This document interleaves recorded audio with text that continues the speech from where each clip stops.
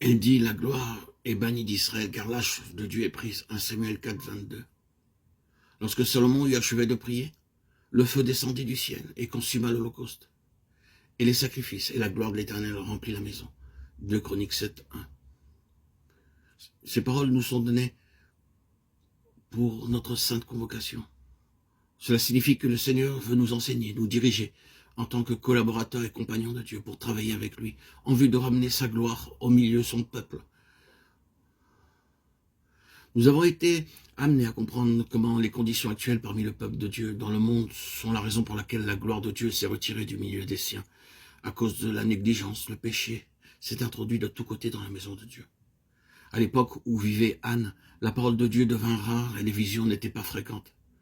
En ce temps-là, le Seigneur lui-même avait été privé, sa gloire et ses droits lui ayant été dérobés par ses propres serviteurs. La portion qui devait revenir à Dieu avait été volée par les fils du sacrificateur Élie, ainsi que par leurs serviteurs. Alors que les Israélites venaient pour offrir leur sacrifice au Seigneur dans la maison de Dieu, les serviteurs des fils du sacrificateur Élie venaient avec leurs fourchettes à 3 dents pour s'emparer pour eux-mêmes de ces portions. Ainsi, ces portions qui étaient destinées à Dieu furent volées par les serviteurs des fils d'Élie pour leurs propres besoins, pour leur propre satisfaction. Et si quelqu'un voulait s'opposer à cette manière de faire, il se voyait appliquer la violence pour lui prendre de force les portions d'entre ses mains. Pour ces mêmes raisons, le péché se multipliait et abondait partout dans la maison de Dieu, à tel point que la mort spirituelle s'abattit sur le sacerdoce. Élie, le sacrificateur, devint lui-même sourd. Ces fourches à 3 dents suggèrent 3 aspects des choses: l'amour de la puissance, l'amour de l'argent, l'amour de la popularité, de la renommée. Ainsi, ces sacrificateurs et leurs serviteurs, qui auraient dû servir le Seigneur en toute humilité auprès des croyants, devinrent des gens animés d'un esprit de lucre et recherchant leur propre intérêt. Tous ces facteurs, tous ces éléments réunis, eurent pour effet et pour conséquence d'introduire et d'étendre les ténèbres et l'obscurité dans la maison de Dieu.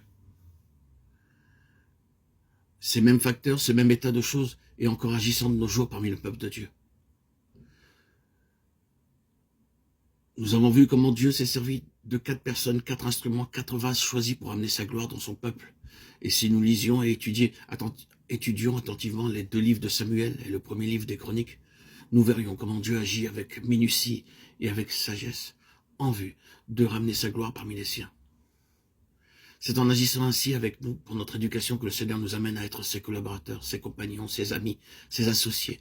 C'est là un privilège qui n'est pas donné aux anges. Même s'il y a beaucoup d'anges, un grand nombre d'anges puissants et rayonnants, ce n'est pas leur privilège. Ces anges, en tant que serviteurs de Dieu, entendent continuellement la voix de Dieu et obéissent à sa parole. Cependant, nulle part dans la parole de Dieu, ils ne sont appelés les compagnons, les collaborateurs de Dieu. Ils ne sont pas autre chose que des esprits employés au service de ceux qui doivent hériter du salut. Nous constatons ce fait dans Hébreux 1, 13 et 14. Mais quant à nous, croyants, nous avons une très grande responsabilité qui repose sur nous, celle de ramener la gloire de Dieu au milieu du peuple de Dieu. De nos jours, nous sommes confrontés avec des conditions identiques à celles qui prévalaient du temps de Samuel et d'Anne. Dans 2 Timothée 3, Paul parle de 30 signes des temps de la fin. Par ces signes, nous pouvons constater à quel point nous, autres chrétiens, sommes devenus stériles et infructueux. Veuillez lire attentivement et entièrement tout ce chapitre 3 et 2 de Timothée. Nous y trouvons une trentaine de signes qui caractérisent l'état spirituel du peuple de Dieu au temps de la fin. Mais en même temps, Dieu se prépare partout un résidu, un reste au travers duquel il puisse manifester sa puissance et sa gloire. Aussi, dans le but de se servir de nous introduire dans sa collaboration pour amener sa gloire parmi son peuple. Il veut nous enseigner comment et de quelle manière nous avons à travailler. Lorsque nous acceptons le Seigneur Jésus-Christ comme notre sauveur personnel, nous entrons par là même dans une compagnie avec le Seigneur, une association, une collaboration. Et par cette union avec Dieu, nous devenons ses collaborateurs pour exercer son ministère sur la terre. C'est un compagnonnage spirituel avec Dieu. Nous venons à lui comme des haillons souillés impurs, mais nous devenons par le salut ses collaborateurs dans cette vocation céleste. Nous devenons ainsi ses compagnons en recevant sa vie céleste. Et cette vie doit atteindre en nous sa plénitude. pour que nous soyons ses véritables collaborateurs.